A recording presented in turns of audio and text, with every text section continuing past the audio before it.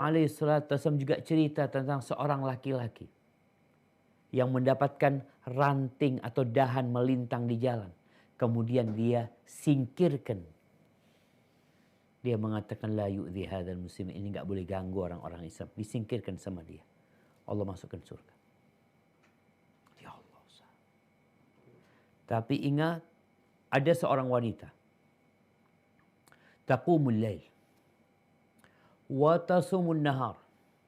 Wa tatasaddaq. Ini wanita suka sholat malam. Suka puasa sunnah. Suka bersedekah. Walakinnaha salita. Tu'zi jirana. Tapi ngomongnya pedas. Suka menyakiti tetangganya. Apa kata Nabi SAW? La khaira fiha. Hiya finnar. Gak ada baiknya nih perempuan. Di neraka tempat. Nabi SAW juga menceritakan tentang seorang wanita yang masuk neraka gara-gara kucing. Gimana ceritanya? Ini perempuan marah sama kucing. Habasatha. Akhirnya kucing ini dikurung sama dia. La hiya at'amatha wa la tarakatha ta'kulu min khashashil ard. Ini kucing gak dikasih makan dalam kurungannya.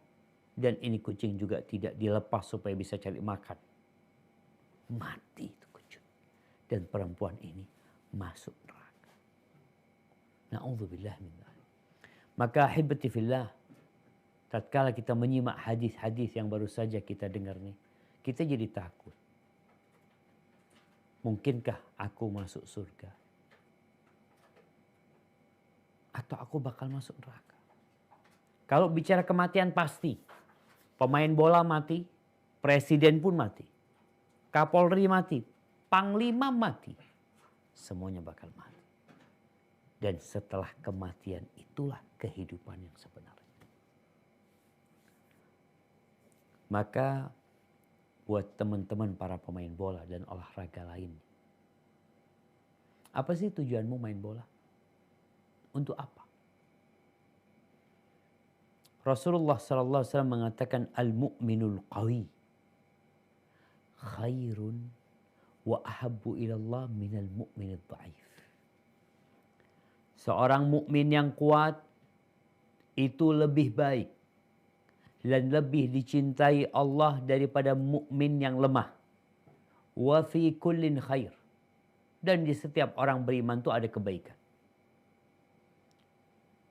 Lalu beliau mengatakan ihris ala ma yanfa'u. Bersungguh-sungguhlah engkau untuk meraih yang bermanfaat buat engkau. Kalau main bola ini bermanfaat buat engkau, sungguh-sungguh engkau. Wala ta'jaz. Dan jangan jadi orang yang lemah. Yang gampang berputus asa. Yang merasa nggak bisa. Engkau harus jadi mukmin yang kuat. Kekuatan yang utama bukan kekuatan dengkul. Bukan kekuatan larinya. Tapi yang pertama adalah kekuatan iman. Kekuatan iman. Orang tuh kalau kuat imannya, lalu fisiknya kuat, lalu ekonominya kuat, ilmunya kuat, skillnya bagus, manfaat buat umat. Manfaat buat agamanya, buat bangsa dan negaranya, untuk masyarakat. Tapi kalau dia kuat ilmunya, kuat fisiknya, kuat ekonominya, lemah imannya, maka dia akan jadi pelaku maksiat, nggak manfaat buat bangsa dan negara. Kalau kita melihat penjara tuh isinya orang-orang lemah apa orang-orang kuat?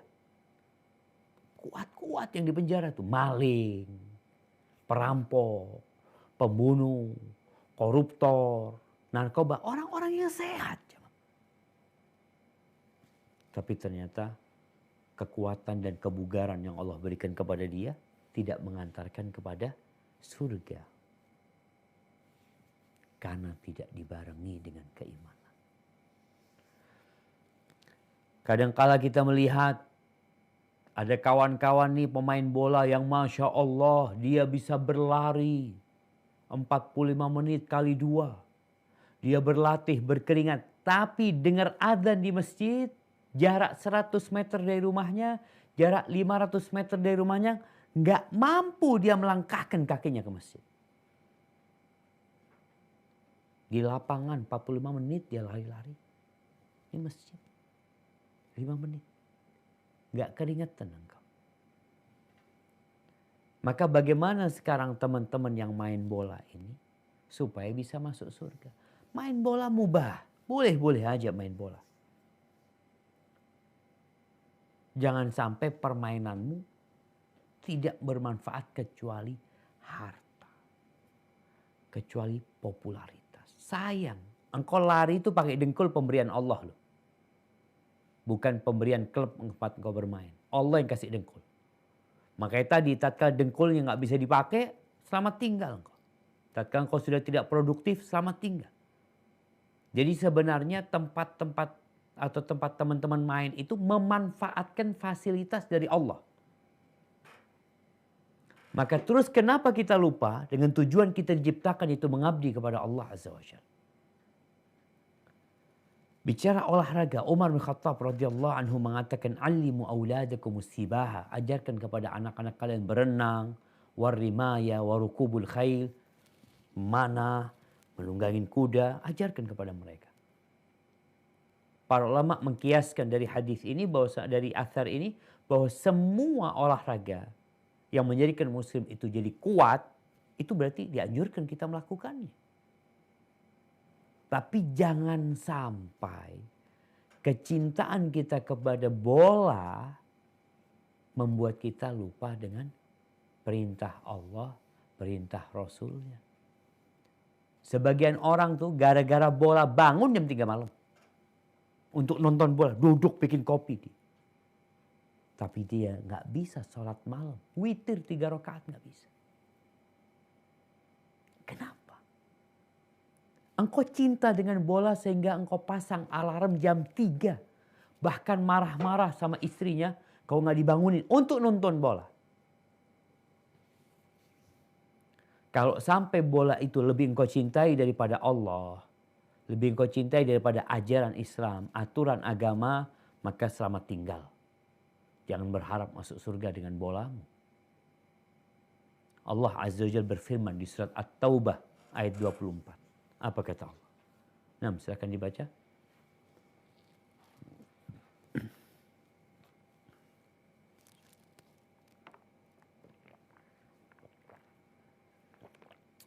Siapa yang mau baca? Masih di mute kayaknya. Nah, tafadhal. أعوذ بالله من الشيطان الرجيم قل إن كان آباؤكم وأبناؤكم وإخوانكم وأزواجكم وعشيرتكم وأموال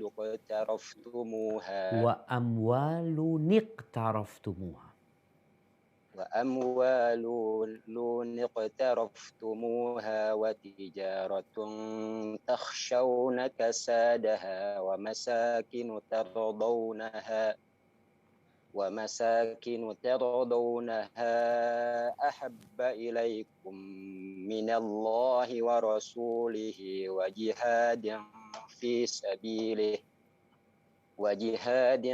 في سبيله فتربصوا حتى يأتي الله بأمره والله لا يهدي القوم الفاسقين.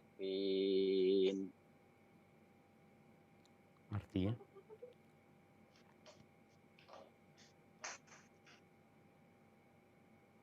Katakanlah jika bapak-bapak, anak-anak, saudara-saudara, istri-istri, kaum keluargamu, harta kekayaan yang kamu usahakan, perniagaan yang kamu khawatirkan kerugiannya, dan rumah-rumah tempat tinggal yang kamu sukai adalah lebih kamu cintai daripada Allah dan Rasulnya dan dari berjihad di jalannya, maka tunggulah sampai Allah mendatangkan keputusannya dan Allah tidak memberi petunjuk kepada orang-orang yang fasik. Masya Allah. Berarti kita harus dapat mengontrol cinta kepada bola. Baik yang cinta bermain bola atau yang cinta nonton bola. Apalagi yang kedua. Allah katakan, kalau orang tua kalian, bapak-bapak kalian, anak-anak kalian, saudara-saudara kalian, istri-istri kalian, atau suku kalian, kelompok kalian, atau harta yang kalian kumpulkan, bisnis yang kalian miliki, rumah yang kalian sukai, itu lebih kalian cintai daripada Allah dan Rasul dan jihad di jalan Allah, maka tinggal tunggu urusannya, semua akan hancur. Engkau akan merasakan kehancuran. Dan Allah akan menurunkan azabnya. Kenapa? Karena sudah lupa dengan tujuan diciptakannya dia. Apa bedanya dengan binatang yang tidak ikut aturan? Binatang tuh makan semau dia. Minum semau dia. Buang kotoran semau dia. Kawin semau dia. Wah, kerjanya hanya rutinitas tadi. Rutinitas. Makan, buang kotoran, kawin, bas, muter di sana. Kalau engkau sebagai pemain bola, hanya di sana engkau berputar dengan rutinitas latihan, main bola, lupa dengan tujuan diciptakan dirimu. Bahkan lebih mementingkan bola daripada sholat. Lebih mementingkan bola daripada ketaatan kepada Allah Azza wa Jalla. Maka selesai urusan antum. Ahibati fillah. Terus gimana kita, Ustaz? Ya udah, engkau itu harus jadi laki-laki yang pandai memposisikan dirimu. Karena dimanapun engkau berada, engkau mau berada di lapangan bola, engkau mungkin berada di tempat nonton bola, atau engkau berada di pasar, engkau harus tahu bahwa engkau ciptaan Allah.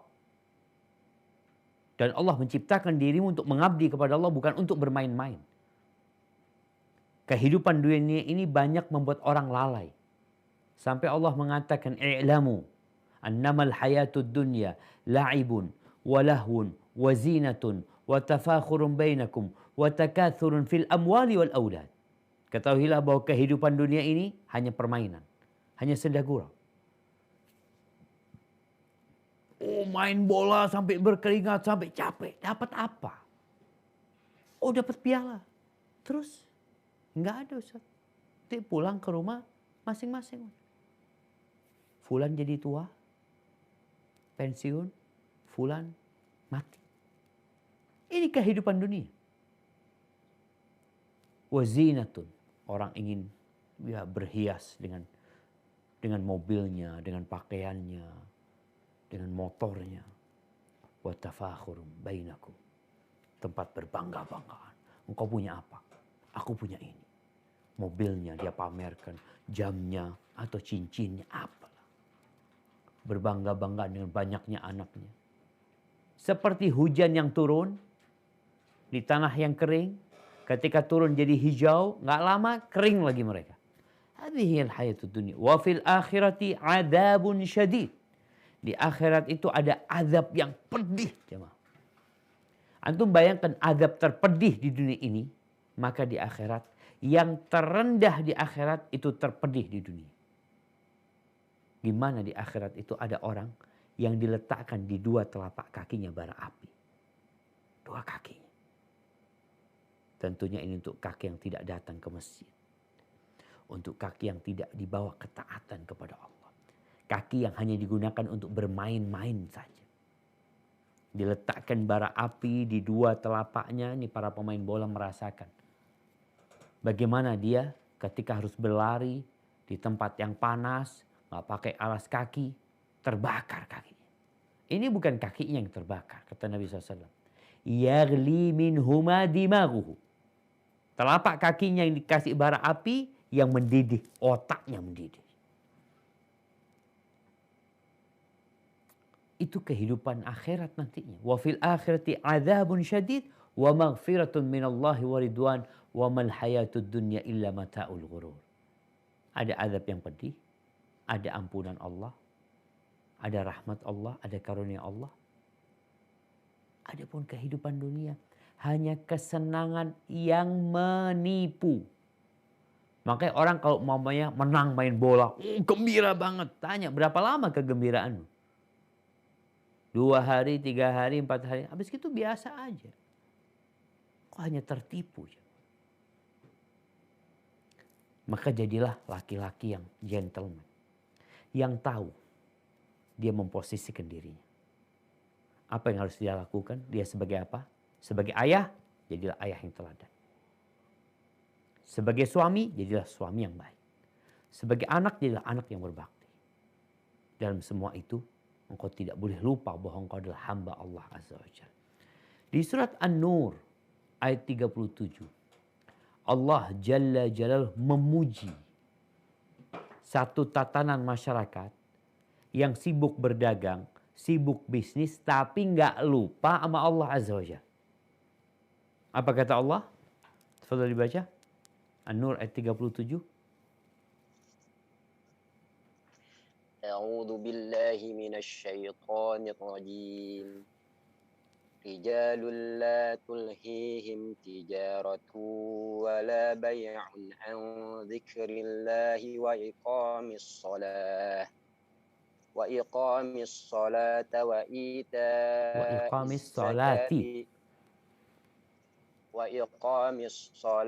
وإيتاء الزكاة يخافون يوما تتقلب فيه القلوب والأبصار. Artinya laki-laki yang tidak dilalaikan oleh perniagaan dan tidak pula oleh jual beli dari mengingat Allah dan dari mendirikan sholat dan dari membayar zakat, mereka takut kepada suatu hari yang pada hari itu hati dan penglihatan menjadi goncang. Barakallahu fikum. Ini orang, dia di pasar, bisnis. Makanya tadi tanya pemain bola nih. Bola ini cuma batu loncatan. Nggak bisa jadi harapan. Semua pemain-pemain bola, ya yang internasional pun biasanya akan berpikir usaha, akan berpikir bisnis. Nama besar di lapangan itu digunakan untuk mencari uang dengan cara bisnis, dagang. Karena dia tahu 35 tahun, 37 tahun, 40 tahun udah habis dia. Ada generasi yang akan menggantikan dia. Maka Allah sebutkan nih, ada laki-laki yang mereka la tulhihim tijaratun wala bai'un an dzikrillah. Perdagangannya, bisnisnya tidak membuat dia lupa dari mengingat Allah Azza wa Jalla. Dia tetap mengingat Allah. Dia bukan kacang yang lupa sama kulit. Dia tahu bahwa tubuh yang dia pakai ini pemberian Allah Azza wa Jalla. Dia tahu dengan halal haram. Dia di pasar, dia tidak akan melakukan tindakan yang dibenci sama Allah. Dia tidak akan ngurangin timbangan. Dia tidak akan melakukan penipuan. Dia tidak akan melakukan riba. Kenapa? Dia ingat sama Allah. Allah ngelihat dia. Wa iqamis salah. Dia tetap mendirikan sholat. Tubuhnya di pasar. Tubuhnya berada di lapangan bola, tapi hatinya tetap bergantung di rumah Allah Azza wa Jal. Sehingga tatkala masuk waktu sholat, tatkala adzan dikumandangkan, hatinya bergetar ingin menuju ke rumah Allah Azza wa Jal. Oh gimana dengan tokonya, dengan dagangannya? Tutup. Tinggalkan. Rasulullah SAW itu, kalau masuk ke rumahnya, kata Aisyah radhiyallahu anha, Masya Allah, kana fi khidmati ahli. Beliau itu membantu urusan keluarganya. Ya sandalnya dijahit sendiri, timbanya rusak diperbaiki, merah susu kambing sendiri. Wa idza hadratis shalah, tapi tatkala masuk waktu salat, ka'annahu la ya'rifuna wa la na'rifu. Berubah Nabi SAW. Ketika masuk waktu salat, seakan-akan beliau tidak kenal sama kita dan kita nggak kenal sama beliau. Kenapa? Karena ini waktunya buat Allah Azza wa Jalla. Waktu buat keluarga selesai sudah. Beliau berusaha untuk menjadi orang yang profesional, proporsional juga. Memberikan kepada semua hak-hak dia. Tanpa ada yang dizalimin. Jadi Islam ini peduli dengan kesehatan fisik. Peduli dengan kesehatan jiwa. tidak menghalangi orang dari menikmati dunia ini selama dengan cara yang halal.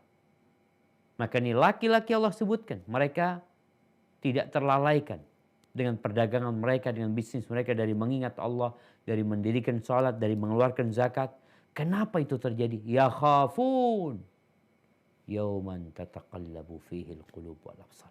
Karena mereka takut akan ada hari kebangkitan di mana manusia dikeluarkan dari kuburannya dalam kondisi telanjang, tanpa alas kaki, digiring ke padang mahsyar, dan semua dibangkitkan sesuai dengan amalan dia.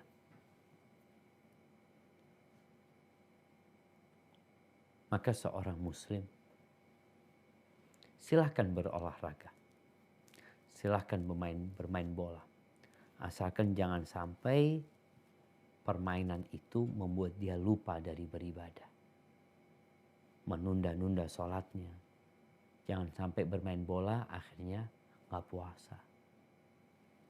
Kemudian ketahuilah, dalam berolahraga ini kita juga perlu melihat aturan-aturan yang lainnya. Jangan sampai terjebak dalam judi ya. Karena penipuan. Beberapa waktu yang lalu, tahun lalu mungkin, ada berita ternyata dalam permainan bola ini ada mafia yang mengatur skor. Ada. Gimana kalau ternyata antum main bola dan antum memang sengaja mengalahkan diri antum. Anak punya paman meninggal rahimahullahu ta'ala. Dulu pemain bola dia. Dia pemain bola, terus dia malas sudah. Kenapa? Karena disuruh kalah waktu itu. Orang main bola ini kepingin menang. Tapi dia disuruh kalah. Karena ada mafia.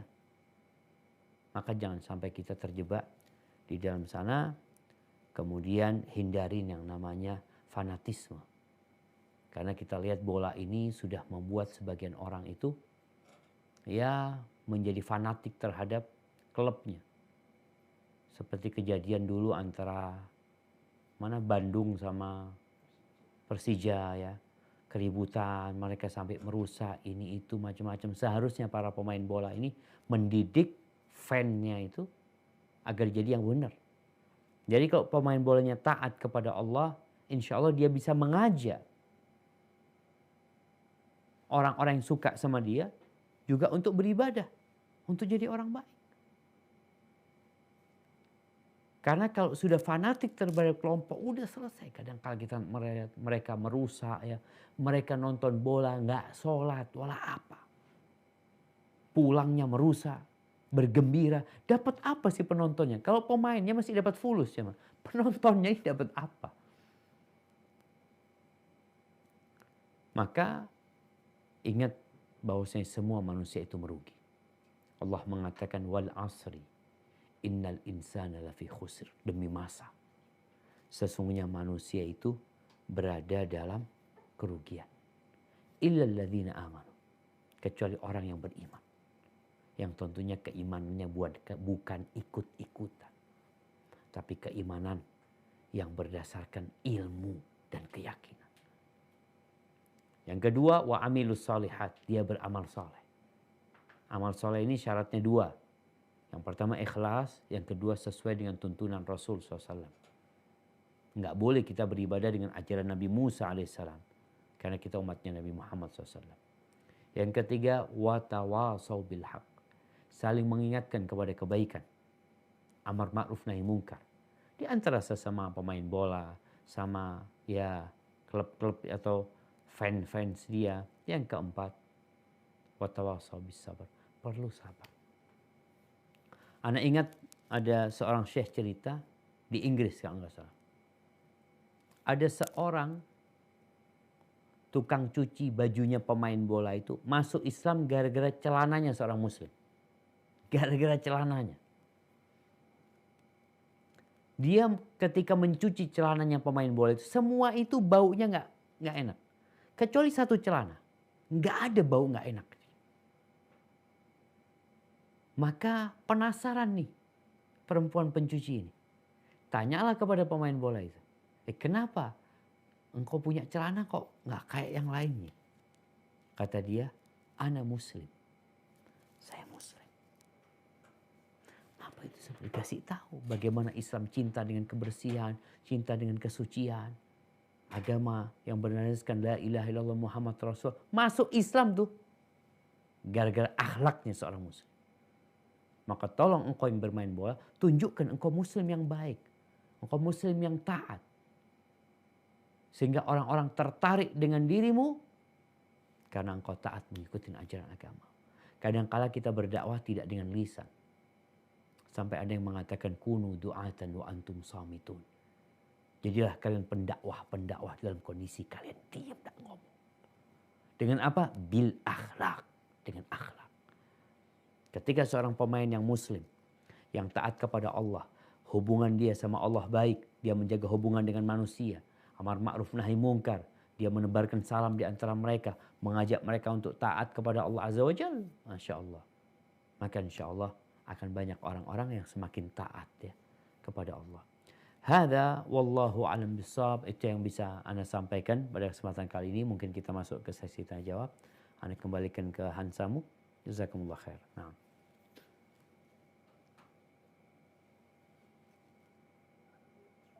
Jazakallahu khairan Ustaz atas nasihat sedikit wejangan dari Ustaz. Semoga kita ke depannya bisa ambil manfaat dari nasihat yang Ustaz berikan malam ini. Baik, untuk ada pertanyaan sesi tanya jawab Ustaz? Tafadhal. Naam. Silakan Hansamu. Fadal Coach Fari yang mau tanya.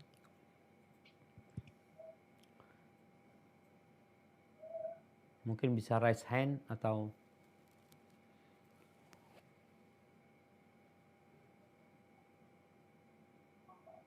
baik, Hansamu, saya mohon izin. Betul, Coach. Ya, baik, Pak Ustadz Syafiq yang saya hormati, kajian ini saya yakinnya banyak manfaat Pak dari apa yang Pak Ustadz tadi sampaikan. Ini mungkin bisa menjadi pedoman kami yang sudah memutuskan untuk mengambil profesi baik sebagai pemain maupun sebagai pelatih sepak bola Pak Ustadz. Nah, hanya saja pertanyaan saya, apakah profesi sebagai pemain bola ini bisa, menurut Islam itu bisa dijadikan sebagai sebuah profesi Pak Ustadz, baik sebagai pelatih maupun pemain,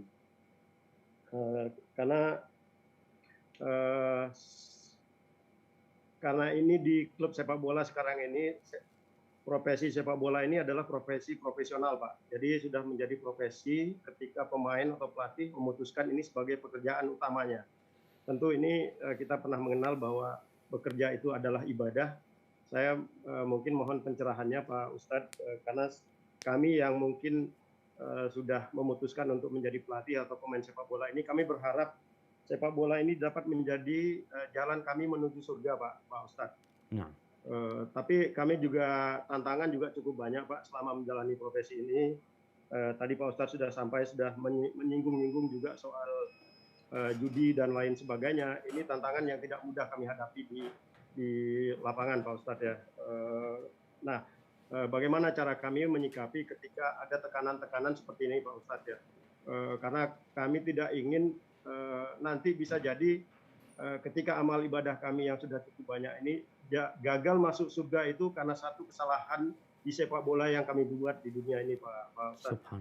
Jadi ketakutan ini yang mungkin bisa kami harapkan malam ini kami bisa mendapatkan pencerahan itu. Bagaimana cara kami baik sebagai pemain maupun sebagai pelatih bisa menjalankan profesi ini dengan sebaik-baiknya sebagai sebuah profesi yang halal Pak Ustadz ya. Masya Allah. Karena sekali lagi saya sampaikan bahwa saya terutama secara pribadi Pak Ustadz, saya berharap pengorbanan saya, ilmu-ilmu yang sudah saya berikan ini melalui sepak bola ini bisa menjadikan jalan saya untuk menuju surga Allah selain ibadah-ibadah yang sudah saya buat selama ini. Saya khawatir nanti jangan sampai ada kesalahan yang saya buat di sepak bola ini justru menghambat saya masuk ke surganya Allah Pak Ustadz. Mungkin itu secara singkat Pak Ustadz, mohon pencerahannya. Terima kasih. Assalamualaikum warahmatullahi wabarakatuh. Siap, Masya Allah ya. Nah, jemaah.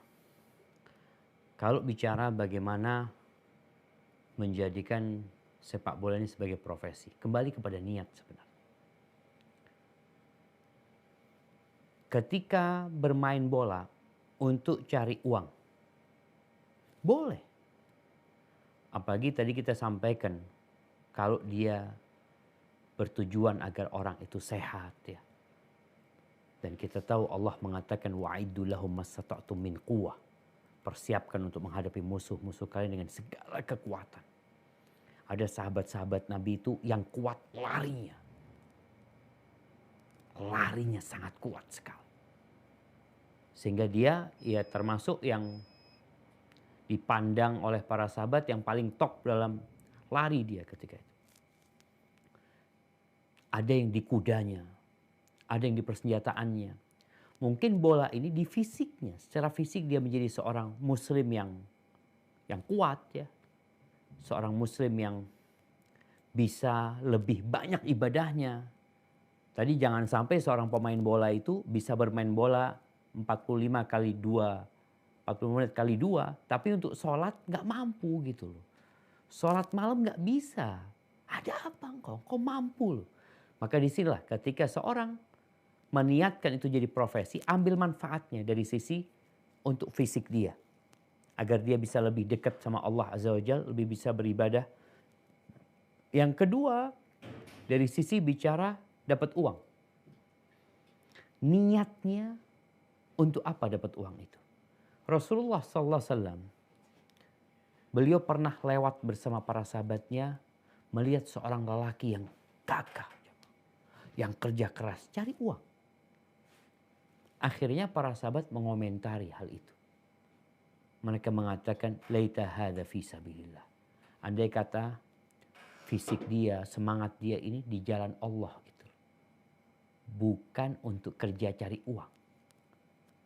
Maka kemudian Rasulullah SAW memberikan pencerahan kepada para sahabatnya.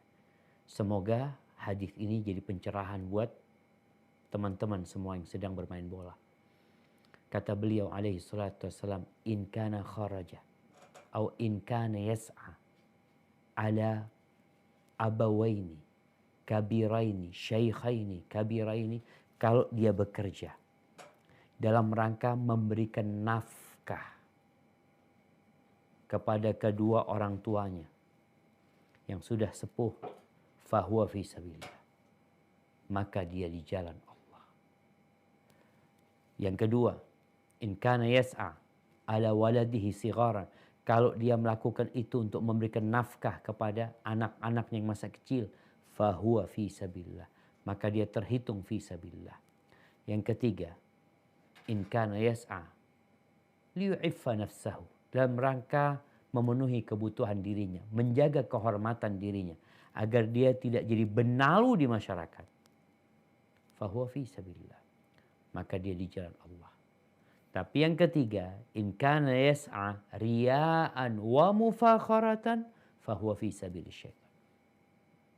Tapi kalau dia bekerja itu dalam rangka pamer, untuk berbangga-banggaan dengan dirinya, dengan kekayaannya, dengan hartanya, fahuwa fi sabilis syaitan, maka dia di jalan syaitan. Tinggal sekarang apa tujuannya main bola ini? Kalau untuk memberikan nafkah kepada orang-orang yang menjadi kewajiban dia, tanggung jawab dia, semoga bernilai fi sabilillah. Tapi sekarang kalau jadi pelatih, lebih berat lagi jadi pelatih. Tadi kalau bicara pemain bola ini sebenarnya cuma batu loncatan, karena dia nggak bisa terus main bola sampai umur 60 tahun, nggak bisa. Sampai umur 55 tahun nggak bisa. 35 tahun udah pensiun. Dia akan melatih atau dia akan cari usaha lainnya. Jadi usaha ini usaha sementara sebenarnya. Yang menjadi pelatih, maka hendaklah berusaha untuk mengajak para pemain itu kepada Allah Azza wa Jalla. Dia punya kekuasaan. Dia masuk waktu sholat, ya Allah sholat. Sehingga anak didiknya itu bukan hanya dapat uang. Dia dapat dua. Dapat uang dan dapat akhiratnya. Kalau sudah tadi disebutkan ada permainan judi, ada macam-macam di dalam sana, maka seorang pemain bola harus profesional. Jadi dia nggak boleh menipu, ya pura-pura kalah atau apa karena untuk mendapatkan uang. Maka di sini tugas pelatih lagi, kalau dikatakan berat memang, ya berat. Makanya jangan sampai engkau melatih orang bermain bola, tapi nggak peduli dengan ibadah mereka, mengatakan udahlah urusan ibadah ini masing-masing. Di dalam agama kita, orang-orang beriman itu bersaudara. Dan tatkala seorang muslim melihat kemungkaran, nggak mungkin dia diam. Kalau dia diam, dia syaitanun akhras, syaitan bisu. Tapi dia akan merubah dengan tangannya. Kalau nggak mampu, dengan lisannya. Kalau nggak mampu, tetap mengingkari, tapi dengan hatinya. Jadi kesempatan sebenarnya buat teman-teman yang di lingkungan bola ini untuk menjadikan ya manfaat permainan dia atau latihan dia. Yang jelas jangan sampai tujuannya riyaan wa mufakharatan, yaitu untuk pamer dan untuk berbangga-banggaan. Hadza wallahu a'lam bissawab.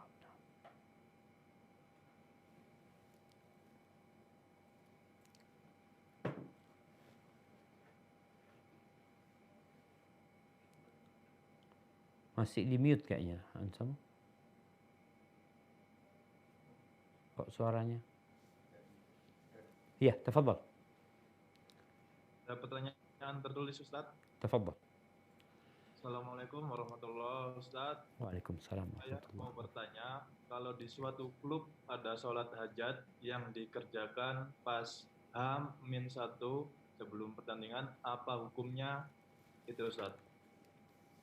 Nah, barakallahu fikum. Ya jemaah, sholat hajat ini adalah sebenarnya sholat tatkala kita punya masalah. Jadi bukan sholat yang dengan bacaan tersendiri ya. Rasulullah SAW, idza hazabahu amrun fazi'a ila shalah. Beliau lagi dirudung satu permasalahan, beliau larikan ke sholat. Beliau larikan ke sholat. Untuk memohon kepada Allah Azza wa Jalla. Dan buat para pemain bola, ketika engkau ya mau main ya, berharap kemenangan, ya sholat biasa, sholat sunnah, minta sama Allah Azza wa Jalla, berdoa. Karena memang di permainan bola ini pun ada cara-cara yang mistik. Ada yang pakai sihir. Muslim tidak. Apa? Dia minta sama Allah Azza wa Jalla. Ya sholat sendiri-sendiri. Sampaikan kepada anak buah, mamanya, yuk kita mamanya jangan lupa malam ini kita minta sama Allah sholat tahajud. Memohon kepada Allah SWT. Jadi nggak ada masalah yang seperti itu. Tapi Ana mau tanya nih sama Hansamu. Pernah nggak mengalami kejadian-kejadian mistik selama permainan itu? Alhamdulillah selama ini Ana nggak merasa Ustaz. Aman ya? Soalnya kalau yang daerah kampungan itu Masya Allah. Kadangkala jadi memang ada kayak model dukunnya di belakang apa? Banyak Gawangnya itu. Iya, Ustaz. Masya Allah, subhanallah. Iya, jadi Muslim tadi kalau bicara sholat hajat sebenarnya tidak ada ketentuan sholatnya seperti apa yang sahih. Yang jelas engkau silahkan sholat kalau itu di waktu duha, engkau sholat duha. Kalau itu di malam hari itu sholat, jadikan sholat tahajud. Kemudian memohon kepada Allah Azza wa Jalla. Hadza wallahu a'lam bissawab. Nah. Jazakallahu khair Ustaz. Masih bisa tanya lagi Ustaz? Fadhal. Mungkin 3 pertanyaan lagi kalau ada. Nah. Ya ini 2 pertanyaan lagi Ustaz. Siap. Bismillah, Assalamualaikum warahmatullahi wabarakatuh. Waalaikumsalam. Ustaz, Ana mau bertanya, sebagai pemain sepak bola dan juga sebagai imam dalam keluarga, kadangkala pemain sepak bola ikut klub yang jauh dari keluarga, mungkin di luar pulau atau di luar negara, insyaallah. Dan kesempatan untuk pulang kampung dengan keluarga bisa nunggu 1 sampai 2 bulan. Nah, pertanyaan Ustaz, bagaimana Islam menyikapi hal seperti ini Ustaz? Jazakallahu khairan. Masya Allah, barakallahu fikum. Ya ahibati fillah. Kalau tadi dikatakan sebulan 2 bulan, alhamdulillah nggak lama jemaah. Kalau kita ngelihat teman-teman kita yang jadi TKI ya, tenaga kerja Indonesia di luar negeri, kadang kala 1 tahun, kadang kala 2 tahun ya. Kesian ketika melihat mereka harus jauh dari keluarga. Tapi mereka mengatakan, gimana Pak Ustadz, butuh katanya.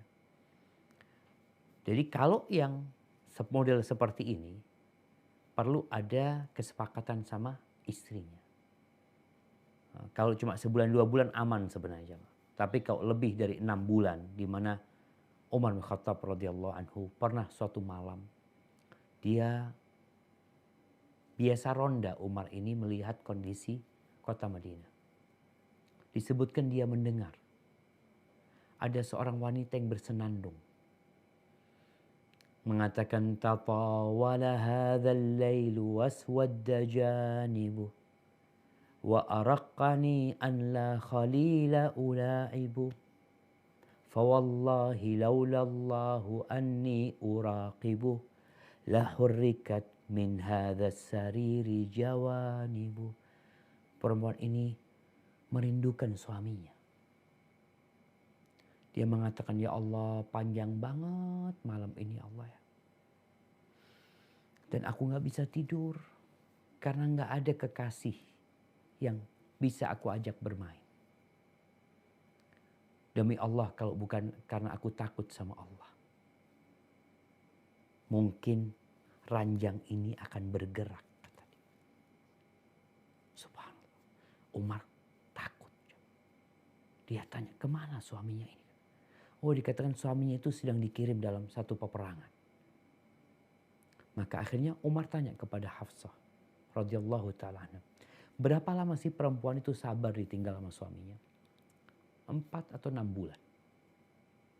Maka kemudian Umar tidak mau pasukan itu lebih dari 6 bulan. 6 bulan balik sudah. Ganti dengan pasukan yang baru. Nah, inilah bicara hak. Ada hak yang berkaitan dengan suami istri. Di mana salah satu tujuan pernikahan adalah ya menjaga kehormatan diri, memuaskan nafsu birahi dengan cara yang halal. Maka kalau tadi dikatakan cuma sebulan 2 bulan, insya Allah aman, nggak ada masalah yang seperti itu. Hanya masalah pendidikan istri, pendidikan anak. Jadi engkau sebagai pemain yang meninggalkan keluargamu, jagalah Allah SWT. Agar Allah menjaga istrimu. Agar Allah menjaga anak-anak. Seorang yang di luar sana tidak menjaga Allah, mungkin dia hidup dalam pergaulan yang diharamkan, maka jangan harap istrimu jadi orang baik. Engkau tidak menjaga Allah, Allah gak jaga istrimu. Ini nasihat buat mereka. Kemudian bicara pendidikan kepada istri dan anak, alhamdulillah sekarang ada telepon ya, di mana bisa tetap mengingatkan istrinya untuk sholat 5 waktu, untuk menjaga ibadahnya, untuk mengajarkan kepada anaknya kebaikan-kebaikan. Dengan harapan ya sang istri memaklumi kondisi dia tatkala memang dia harus pergi meninggalkan rumahnya. Hadza wallahu a'lam bishawab. Nah. Jazakallahu khair Ustaz. Mungkin pertanyaan terakhir Ustaz. Nah. Assalamualaikum Ustaz, Ana mau bertanya, berhubung dengan dosa jariah, tadi sudah disinggung sama Ustaz, para supporter yang tidak sholat karena melihat kita, apakah itu salah satu dosa jariah kita? Jazakallahu khair. Masya Allah jamaah. Ya, ini pertanyaan menarik jamaah. Baik. Gimana jamaah? Para supporter yang nonton, yang mereka nggak sholat. Yang pertama kita tahu, sebenarnya permainan bola ini apabila memang di waktunya sholat yang menyebabkan mereka nggak sholat, maka mungkin ada unsur mereka menjadi penyebab orang-orang itu nggak sholat. Tapi kalau enggak, mainnya ini ada waktu sholat, mereka memang nggak mau sholat. Pemainnya sholat kok, alhamdulillah. Berarti kan ada masalah dengan para supporter ini yang mereka memang nggak sholat. Jadi insya Allah nggak akan jadi dosa jariah buat mereka. Cuma ketika kita tahu kondisi seperti itu dan supporter ini cinta kepada para pemain, tugasmu sebagai seorang muslim untuk tidak membiarkan kemungkaran ini terjadi. Engkau melihat, engkau mendengar, dan engkau tahu supporter ini berangkat jam berapa mereka ada di lapangan. Kadang-kala mereka berdesak-desakan ya. Kadang-kala laki perempuan seperti itu. Maka engkau sebagai public figure yang diidolakan oleh mereka harus ada sikap yang punya IG, sampaikan kepada supporternya. Mungkin juga bisa dikomunikasikan dengan pihak penyelenggara untuk ada peringatan-peringatan. Jangan lupa untuk sholat ya. Jangan lupa untuk menjaga kewajiban. Jadi tetap ada usaha dari kita untuk tidak membiarkan mereka seperti itu. Kalau dosa jariah mungkin tidak. Tapi yang jadi masalah mereka ini, kita tahu mereka berbuat dosa, tapi kita mendiamkannya. Maka kita menjadi syaitan akhras. Insya Allah teman-teman yang punya IG, yang punya Facebook atau apa, dia bisa di sana mengajak para supporter itu. Kalau umpamanya yang Surabaya, bonek umpamanya, bagaimana teman-teman ngajak kawan-kawan bonek ya, jangan lupa untuk sholat, ingat sama Allah SWT. Jangan sampai permainan ini, permainan yang ya kalau kalah menang boneknya dapat apa? Supporternya itu dapat apa jemaah? Fulus nggak dapat. Jadi la dunia wala akhirat. Maka hendaklah para pemain ini berusaha untuk mensupport mereka. Mereka mensupport para pemain untuk menang. Bagaimana pemain mensupport mereka untuk masuk surga. Barakallahu fikum. Mungkin itu yang dapat Anda sampaikan. Kurang lebihnya mohon maaf. Ingat jamaah, kita akan masuk 10 hari terakhir. Kalau pemain bola itu, kalau masuk final itu sudah jangan ditanya. Mereka biasanya benar-benar full persiapan untuk final. Maka kita juga persiapan untuk final meraih Lailatul Qadar. Jazakumullah khair. Semoga bermanfaat buat kita semuanya. Anda kembalikan ke Hansamu. Jazakumullah khair. Jazakallah khair Ustaz. Terima kasih atas waktunya serta wajangan-wajangan. Semoga Ustaz serta keluarga serta tim dakwah Ustaz diberikan kesehatan selalu dan semoga dimudahkan oleh Allah setiap urusannya. Amin. Begitu teman-teman, kajian kali ini mungkin insya Allah kita akan ketemu lagi di lain waktu. Bismillah. Kita akhiri sampai di sini dengan bacaan doa kafaratul majalis. Subhanallah wa bihamdika asyhadu an la ilaha illa anta astaghfiruka wa atubu ilaik. Assalamualaikum warahmatullahi wabarakatuh. Waalaikumsalam warahmatullahi wabarakatuh.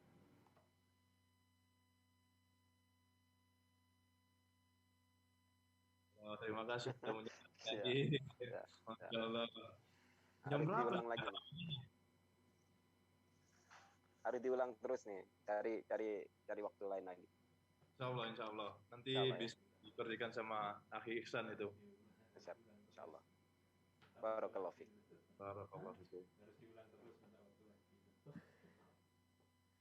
Anal Pak ini ya, tinggal ya. Ya.